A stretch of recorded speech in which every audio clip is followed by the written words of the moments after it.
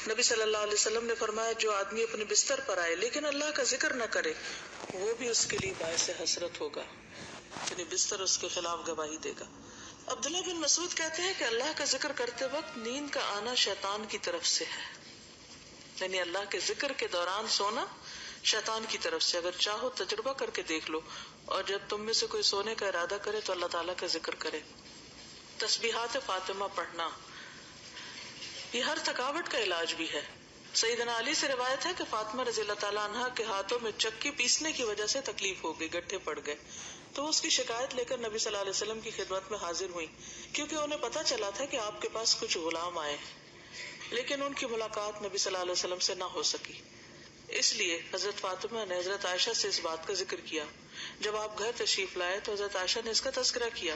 حضرت علی بیان کرتے ہیں پھر آپ ہمارے ہاں تشریف لائے، ہم اس وقت اپنے بستروں پر لیٹ چکے تھے، ہم نے اٹھنا چاہا تو آپ نے فرمایا تم دونوں لیٹے رہو، پھر آپ میرے اور فاطمہ کے درمیان بیٹھ گئے، میں نے آپ صلی اللہ علیہ وسلم کے قدموں کی ٹھنڈک اپنے پیٹ پر محسوس کی، پھر آپ نے فرمایا تم دونوں نے جو چیز مجھ سے مانگی ہے کیا میں اس سے بہتر چیز نہ دوں، کیا اس سے بہتر بات نہ بتاؤں؟ جب تم اپنے بستر پر لیٹ جاؤ تو 33 بار سبحان اللہ، 33 بار الحمدللہ اور 34 بار اللہ اکبر کہو، یہ تمہارے لیے خادم سے زیادہ بہتر ہے۔ اس میں کیا سیکھنے کی بات ہے کہ جب بچے کو مطالبہ لے کر آئے تو کیا کرنا چاہیے؟ ان کی توجہ اس سے بہتر بات کی طرف کر دینی چاہیے، یعنی اگر آپ نے کچھ نہ دینا ہو تو ایک اچھی بات ہی بتا دیں۔ عموماً ہم کیا کرتے ہیں جب ہم بچوں کو کچھ دینا نہیں چاہتے تو پھر کیا کرتے ہیں؟ ڈانٹ ڈپٹ کو بھیج دیتے ہیں۔ تو بہتر ہے کہ کوئی اچھی بات بتا دیں ان کو۔ آیت الکرسی پڑھنا، آیت الکرسی شیطان سے محفوظ رکھنے والی آیت ہے۔ وہ مشہور روایت جس میں سیدنا ابی ابن کعب اپنے والد سے روایت کرتے ہیں کہ ان کے کھجوروں کے کھیت تھے، وہ اس میں کمی دیکھتے، یعنی ان کی چوری ہوتی تھی۔ ایک رات انہوں نے چور پکڑ لیا، وہ ایک جانور سے مشابہ ایک نوعمر لڑکا تھا، ایک جانور جیسی شکل تھی۔ انہوں نے سلام کیا تو اس نے جواب دیا، پوچھا تم کون ہو، جن ہو یا انسان؟ اس نے کہا میں جن ہوں۔ انہوں نے کہا اپنا ہاتھ میری طرف بڑھاؤ۔ اس نے اپنا ہاتھ بڑھایا، اس کا ہاتھ کتے کے ہاتھ کی طرح تھا، بال کتے کے بال کی طرح تھے۔ انہوں نے پوچھا کیا اس طرح جنوں کی تخلیق ہوئی، یعنی ایسی شکل ہوتی ہے؟ اس نے کہا میں یہ جانتا ہوں کہ جنوں میں مجھ سے زیادہ شدید اور کوئی نہیں، یعنی یہ نہیں بتایا لیکن کہا کہ میں ایک قوی جن ہوں۔ انہوں نے کہا تم میرے پاس کیوں آئے؟ اس نے کہا مجھے خبر ملی ہے کہ تم صدقہ کرنا بہت پسند کرتے ہو، تو میں تمہارے کھانے میں سے اپنا حصہ لینے آیا ہوں۔ انہوں نے کہا کیا چیز تم سے بچا سکتی ہے؟ اس نے کہا وہ آیت جو سورۃ البقرہ میں ہے، یعنی آیت الکرسی، لفظ نہیں آیت الکرسی بولا، جو کوئی اس کو رات کے وقت پڑھے گا وہ صبح تک مجھ سے پناہ میں رہے گا، اور جو صبح اسے پڑھے گا وہ رات تک مجھ سے پناہ میں رہے گا۔ پھر جب صبح کو انہوں نے اس بات کا ذکر نبی صلی اللہ علیہ وسلم سے کیا تو آپ نے فرمایا اس خبیث نے سچ کہا۔ یہ صحیح بخاری کی روایت ہے۔ تو اس میں ہم میں سے ہر ایک کو اپنے سامان کی حفاظت کے لیے کیا کرنا چاہیے؟ آیت الکرسی پڑھنی چاہیے۔ چوروں پہ نظر ضرور رکھنی چاہیے، لیکن دوسرے چور بھی ہو سکتے ہیں۔ پھر سورۃ البقرہ کی آخری 2 آیات، سیدنا ابو مسعود بدری سے روایت ہے کہ رسول اللہ صلی اللہ علیہ وسلم نے فرمایا سورۃ البقرہ کی آخری 2 آیتیں جو کوئی رات کو پڑھ لے گا وہ اس کو کافی ہو جائیں گی۔ کون سی ہیں وہ 2؟ آمن الرسول بما، نعمان بن بشیر سے روایت ہے کہ نبی صلی اللہ علیہ وسلم نے فرمایا کہ اللہ تعالیٰ نے آسمان و زمین پیدا کرنے سے 2000 برس پہلے ایک کتاب لکھی، اس کتاب میں سے 2 آیات اتاری جن کے ساتھ سورۃ البقرہ کو ختم کیا گیا۔ جس گھر میں 3 رات یہ آیات پڑھی جائے شیطان اس کے قریب نہیں آتا۔ سورۃ الکافرون رات کو سوتے وقت پڑھنی چاہیے۔ فروا بن نوفل اپنے والد سے روایت کرتے ہیں کہ نبی صلی اللہ علیہ وسلم نے نوفل سے فرمایا قل یا ایھا الکافرون پڑھو، اور اسی پر بات چیت ختم کر کے سو جاؤ، یعنی اس کے بعد اور باتیں نہیں کرو، بے شک اس میں شرک سے برات کا اظہار ہے، یعنی اس حال میں پھر اگر انسان دنیا سے رخصت ہو جائے تو گویا وہ شرک سے بری ہو کر رخصت ہوا۔ سورۃ الاخلاص اور معوذتین بھی پڑھیں۔ ابو الدرداء سے روایت ہے کہ رسول اللہ صلی اللہ علیہ وسلم نے فرمایا کیا تم اس سے عاجز ہو کہ ہر رات 1/3 قرآن پڑھ لو؟ صحابہ نے عرض کیا 1/3 قرآن کس طرح پڑھے؟ آپ نے فرمایا قل هو اللہ احد 1/3 قرآن کے برابر ہے، یعنی رات کو سوتے وقت انسان اسے بھی پڑھ لے۔ اور معوذتین جو ہے نبی صلی اللہ علیہ وسلم جب اپنے بستر پر آرام کے لیے آتے تو روزانہ رات کو اپنے دونوں ہاتھوں کو ملا کر ان پر سورۃ الاخلاص، الفلق اور الناس پڑھ کر دم کرتے، یعنی پھونک مارتے، پھر اپنے دونوں ہاتھ اپنے پورے جسم پر پھیر لیتے تھے. ٹھیک ہے، یعنی ہاتھوں پر دم کرتے اور ہاتھ پہ پھیرتے تھے، اور سر سے شروع کرتے. پہلے اپنے سر پر اور چہرے پر پھیرتے، اس کے بعد اپنے جسم پر جہاں تک آپ کا ہاتھ پہنچتا پھیر لیتے، اور یہ فعل آپ 3 مرتبہ کرتے تھے. ایک اور حدیث سے معلوم ہوتا ہے کہ نبی صلی اللہ علیہ وسلم اگر بیمار ہوتے تو حضرت عائشہ معوذتین پڑھ کر آپ کے ہاتھوں پر پھونک کر آپ کے جسم پر پھیر دیتی. اس سے یہ پتہ چلتا ہے کہ بیماری میں بھی یہ عمل جاری رہتا تھا. اب جیسے چھوٹے بچے ہوتے ہیں وہ خود نہیں پڑھ سکتے تو آپ خود اپنے اوپر بھی پھیر لیں اور ان کے اوپر بھی ہاتھ پھیر دیں. اب یہ کہ ہاتھوں پر دم کر کے وہ پھونک جب ماری جاتی ہے تو لازماً اس میں کچھ اثرات آتے ہوں گے، اسی لیے پھر وہ جسم پر پھیرنے کے لیے کہا گیا. سورۃ الملک، رات کو سونے سے قبل سورۃ الملک پڑھیں. ابو ہریرہ رضی اللہ عنہ سے روایت ہے کہ رسول اللہ صلی اللہ علیہ وسلم نے فرمایا، قرآن میں ایک سورت 30 آیتوں کی، اس نے ایک شخص کی شفاعت کی یہاں تک کہ وہ بخش دیا گیا، اور وہ ہے تبارک الذی بیدہ الملک. ایک اور روایت کے مطابق یہ عذاب قبر سے رکاوٹ ہے. ابو ہریرہ کہتے ہیں، بے شک اللہ کی کتاب میں ایک سورت ہے جو 30 آیات پر مشتمل ہے، وہ ایک شخص کی شفاعت کروائے گی، پھر اسے آگ سے نکلوا لے گی اور جنت میں داخل کروا دے گی، یعنی سورۃ الملک. سورۃ السجدہ بھی پڑھی جائے اگر آپ پڑھ سکے تو. جابر سے روایت ہے نبی صلی اللہ علیہ وسلم نہ سوتے جب تک کہ سورۃ الف لام میم تنزیل یعنی سورۃ السجدہ نہ پڑھ لیتے. ایک اور روایت میں بھی آتا ہے کہ آپ اس وقت تک نہیں سوتے تھے جب تک سورۃ السجدہ اور تبارک نہ پڑھ لیتے. حضرت عائشہ سے روایت ہے نبی صلی اللہ علیہ وسلم سوتے نہیں تھے جب تک کہ زمر اور بنی اسرائیل نہیں پڑھ لیتے تھے. ہم تو ساری زندگی بھر نہ کبھی ایک دفعہ یہ سب کچھ پڑھا ہو. ہم کیوں نہیں پڑھ سکتے؟ ہمیں کیا مشکل ہے؟ کیونکہ ہم بہت مصروف ہیں. ہماری اکثریت کی مصروفیت کیا ہے؟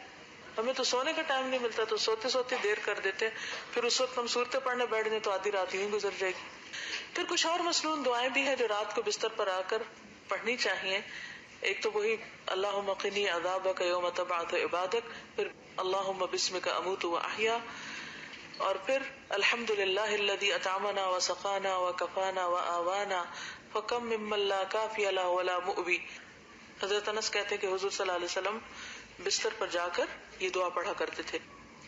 ایک اور روایت میں زہیر النماری کہتے ہیں کہ آپ یہ پڑھتے تھے، اللہم اغفر لی ذنبی واخسأ شیطانی وفک رہانی وثقل میزانی وجعلنی بالندی الاعلی. اے اللہ میرے گناہ بخش دے، میرے شیطان کو دفع کر دے، میرے نفس کو آزاد کر دے یعنی آگ سے، میرے میزان کو بھاری کر دے، مجھے اعلیٰ مجلس والوں میں شامل کر دے. عبداللہ بن عمر نے ایک شخص کو سوتے وقت یہ پڑھنے کو کہا، اللہم خلقت نفسی وانت توفاها لک مماتها ومحیاها ان احییتها فاحفظها وان امتها فاغفر لها اللہم انی اسألک العافیہ. پھر ایک اور روایت ابو ہریرہ کہتے ہیں کہ نبی صلی اللہ علیہ وسلم نے فرمایا، جو شخص اپنے بستر پہ جانے لگے تو اسے چاہیے کہ وہ اپنے کپڑے کے کنارے سے اسے 3 بار جھاڑ لے، پھر یہ دعا پڑھے، بسمک ربی وضعت جنبی وبک ارفعہ ان امسکت نفسی فاغفر لها وان ارسلتها فاحفظها بما تحفظ به عبادك الصالحین. اے میرے رب، تیرا نام لے کر میں اپنا پہلو رکھتا ہوں، تیرے نام ہی کے ساتھ اس کو اٹھاتا ہوں. اگر تو میری جان کو روک لے تو اسے بخش دینا، اور اگر واپس بھیج دے تو اس کی حفاظت فرمانا، جس طرح تو اپنے نیک بندوں کی حفاظت فرماتا ہے. انس بن مالک کہتے کہ رسول اللہ صلی اللہ علیہ وسلم نے فرمایا، جس نے اپنے بستر پر لیٹتے ہوئے یہ دعا پڑھی تو اس نے ساری مخلوق کی بیان کردہ اللہ کی تعریفیں کہہ ڈالی. اتنی خوبصورت دعا کہ گویا جتنی مخلوق ہے اللہ کے، وہ جو اللہ کی تعریف کرتی ہے اس نے اس طرح کی تعریف کر ڈالی. کیا ہوگی وہ؟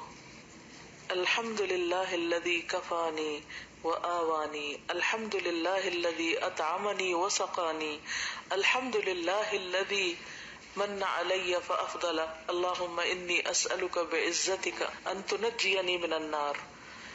تمام تعریف اللہ کے لیے ہے جس نے میری کفایت کی اور مجھے رہنے کو جگہ عطا کی.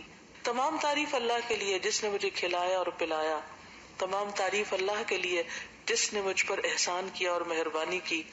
اے اللہ، میں تجھ سے تیری عزت کے واسطے سے سوال کرتا ہوں کہ تو مجھے آگ سے نجات دے.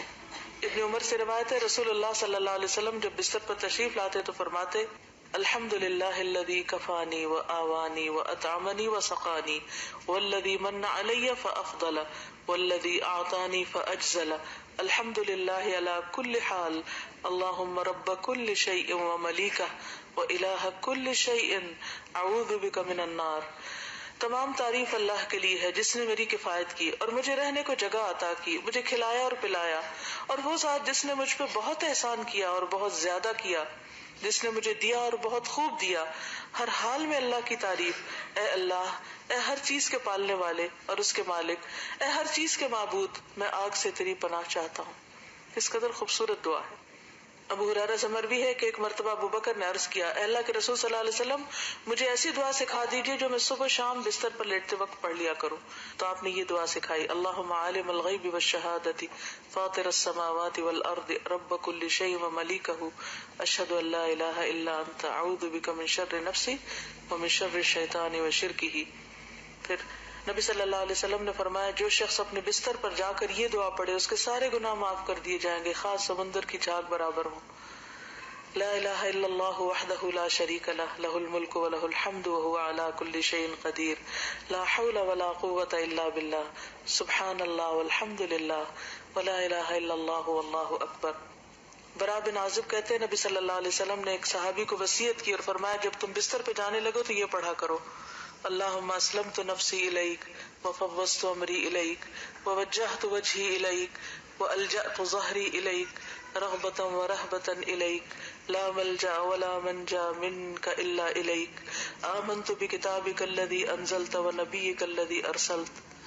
اے اللہ، میں نے اپنی جان تیرے حوالے کی، اپنا معاملہ تجھے سونپا، اپنے آپ کو تیری طرف متوجہ کیا، اپنی پشت کو تیری پناہ میں دے دیا، تجھ سے امید کے ساتھ اور خوف کے ساتھ، تیرے سوا کوئی جائے پناہ اور نجات کی جگہ نہیں. میں ایمان لایا تیری کتاب پر جو تو نے نازل کی اور تیرے نبی پر جس کو تو نے بھیجا.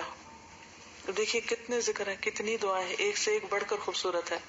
سیدنا سہیل سے روایت ہے، جب ہم میں سے کوئی سونے لگتا تو ابو صالح کہتے دائیں کروٹ پہ سو جاؤ اور یہ دعا پڑھو، اللہم رب السماوات ورب الارض ورب العرش العظیم ربنا ورب کل شیء فالق الحب والنوى ومنزل التوراة والانجیل والفرقان اعوذ بک من شر کل شیء انت آخذ بناصیته اللہم انت الاول فلیس قبلک شیء وانت الآخر فلیس بعدک شیء وانت الظاہر فلیس فوقک شیء وانت الباطن فلیس دونک شیء اقض عنا الدین واغننا من الفقر. نیند آنے تک ذکر کرتے رہیں.